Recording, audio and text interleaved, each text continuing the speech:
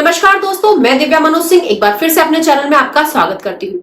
दोस्तों, कल महाकुंभ तो समाप्त हो गया, लेकिन लोगों का उत्साह अभी तक समाप्त नहीं हुआ है। 144 साल बाद बने संयोग से जो कुंभ महाकुंभ में बदल गया, उसी महाकुंभ ने कई महा रिकॉर्ड भी बना डाले हैं। 13 जनवरी से स्टार्ट हुए इस महाकुंभ मेले ने अंतिम स्नान तक 65 करोड़ का आंकड़ा पार कर लिया है। कल यानी बुधवार को महाशिवरात्रि के अवसर पर रात 12 बजे तक ये आंकड़ा 65.78 करोड़ पार कर चुका है। और आज कंडीशन ये है कि अगर इस महाकुंभ मेले को 1 महीना और एक्सटेंड कर दिया जाए तो भी श्रद्धालुओं की भीड़ रुकने वाली नहीं है, क्योंकि ये जो श्रद्धालु है वो स्नान तो करना एक बहाना है, ये व्यवस्था देखने के लिए आ रही है। जो जनता इतनी आ रही है, व्यवस्था देखने आ रही है, जो योगी आदित्यनाथ की व्यवस्था है। अगर ये व्यवस्था ना होती तो इतनी भीड़ ना होती। तो आज भी महाकुंभ में भीड़ उतनी ही है, कोई कमी नहीं आई है भीड़ में। एक पहले का जमाना हुआ करता था जब महास्नान के बाद ही तंबू खड़ने लग जाते थे, लेकिन आज स्थिति यह है कि महाकुंभ कल समाप्त हो गया, लेकिन लोग आज भी स्नान कर रहे हैं। 65 करोड़ लोगों ने महाकुंभ में एक साथ स्नान करके धार्मिक और सांस्कृतिक एकता की एक मिसाल कायम कर दी है। भारत की इस प्राचीन परंपरा की दिव्यता और भव्यता से पूरी दुनिया मंत्रमुग्ध हो गई है, और इसका श्रेय जाता है योगी आदित्यनाथ को। कहने को तो बहुत लोगों का योगदान है इसमें, बहुत लोगों का सपोर्ट है, और अगर इतने सारे लोग नहीं होते तो शायद ये पॉसिबल नहीं हो पाता। लेकिन जो कोऑर्डिनेशन है, जो व्यवस्था है, वो योगी आदित्यनाथ की है। योगी आदित्यनाथ ने खुद रात भर बैठकर सीसीटीवी पर व्यवस्था का मुआयना किया है। कोई मुख्यमंत्री इतना कर नहीं सकता, लेकिन योगी आदित्यनाथ ने ये किया है, और वही है जो आज रंग लाई है मेहनत योगी आदित्यनाथ की। कमाल की बात यह है कि सनातन प्रेमियों ने इस रिकॉर्ड को केवल 45 दिनों में ही करके दिखा दिया है। केवल 45 दिनों में इस रिकॉर्ड को बना दिया गया है।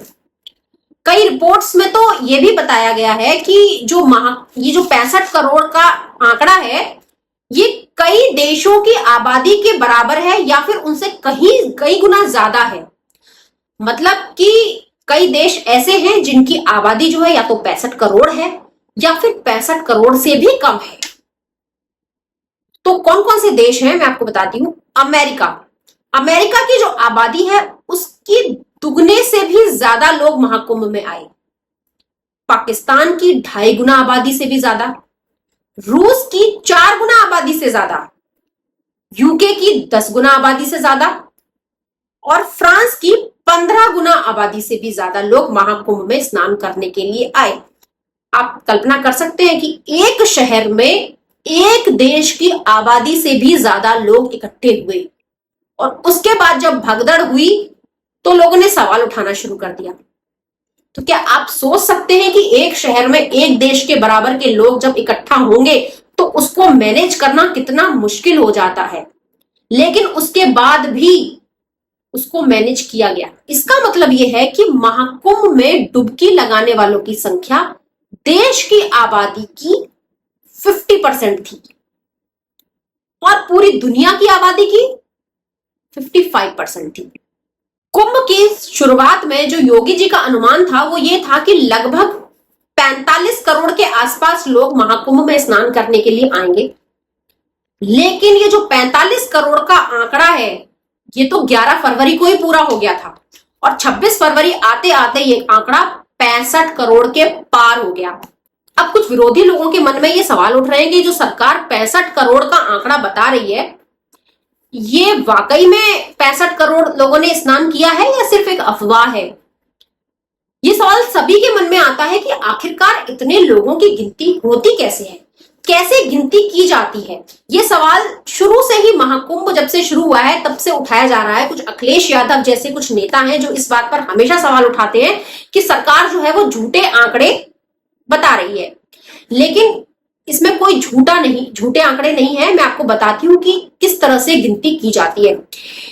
जब इतना भीड़ भाड़ वाला माहौल होता है तो वहां पर जब गिनती की जाती है तो उसके लिए एआई का इस्तेमाल किया जाता है, आर्टिफिशियल इंटेलिजेंस। इसके लिए महाकुंभ में ऐसे 500 कैमरे लगाए गए हैं जो एआई की मदद से इस्तेमाल होते हैं। और ये कैमरे मेले में आने वाले लोगों की गिनती 3 तरीके से करते हैं। नंबर 1 कैसे करते हैं मैं आपको बताती हूँ। पहला नंबर है, ये भीड़ की डेंसिटी मतलब घनत्व का अनुमान लगाकर लोगों की गिनती करते हैं। इसमें यह देखा जाता है कि कितने एरिया में एक वक्त पर कितने लोग मौजूद थे, उस हिसाब से गिनती करी जाती है। दूसरे नंबर पर है हेड काउंट करके, ऊपर से हेड काउंट करके, मतलब मेला क्षेत्र में लोगों के जो सिर दिखाई देते हैं उनकी गिनती होती है।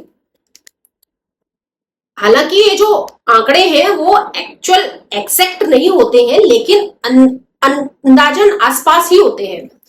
नंबर 3 जो है वो फेशियल रिकॉग्नाइजेशन है। इसमें क्या होता है कि जो एआई है वो लोगों के चेहरे को पहचान करके एक डेटा तैयार करता है और फिर ये सुनिश्चित करता है कि जिन लोगों की गिनती हो रही है उनमें एक व्यक्ति को एक से ज्यादा बार न गिना जाए। सपोज कोई व्यक्ति अगर महाकुंभ में पहले दिन आता है और उसका फेस रिकॉग्नाइज करके गिनती उसकी हो जाती है, और अगर वो महाकुंभ में 2-3 दिन और रुकता है तो उसकी गिनती 2-3 बार न होकर केवल एक ही बार होगी। हालांकि कुछ चेहरे ठीक से कैप्चर न होने की वजह से 2 या 2 से ज्यादा बार गिन लिए जाते हैं, लेकिन ऐसे चेहरों की संख्या 1% से भी कम होती है। तो अगर देखा जाए तो 1% से कम जो लोग हैं इनसे आंकड़ों पर कोई फर्क नहीं पड़ता है। तो अनुमान ये लगाया जा सकता है कि ये जो आंकड़े हैं वो सही है, मतलब 1% अगर गलत भी आ रहे हैं तो उसमें कोई फर्क नहीं पड़ता है। आजकल जो है पूरी दुनिया में इस तरह की भीड़ को काउंट करने के लिए जो है इसी तरह के एआई का इस्तेमाल किया जाता है। हर जगह पर इसी तरह के एआई का इस्तेमाल किया जा रहा है। दुनिया में इसका जो सक्सेस है वो 90 से 95% तक एक्यूरेसी है। मतलब इसकी मतलब ये जो आंकड़े बताता है वो 90 से लेकर 95% तक सही रहते हैं ऑलमोस्ट आंकड़े इसके।